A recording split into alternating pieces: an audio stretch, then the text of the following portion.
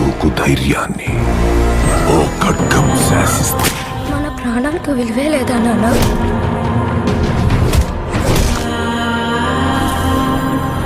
మనల్ని ఎంత హింసించి మన కష్టాన్ని దోచుకుంటున్నారు. ప్రతివాడిని వాడి పైవాడు దోచుకుంటాడు. మనల్ని దొర దోచుకుంటే దొరని గోల్కొండ నవాబు దోచుకుంటాడు. ఆ నవాబును ఢిల్లీలో ఉండే మొఘల్ చక్రవర్తి.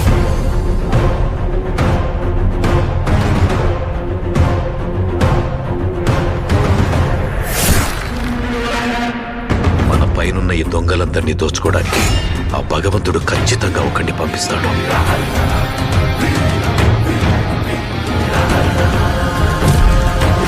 మెగాస్టార్ చిరంజీవి వశిష్ఠ కాంబినేషన్ లో రాబోతున్న సినిమా విశ్వంబర.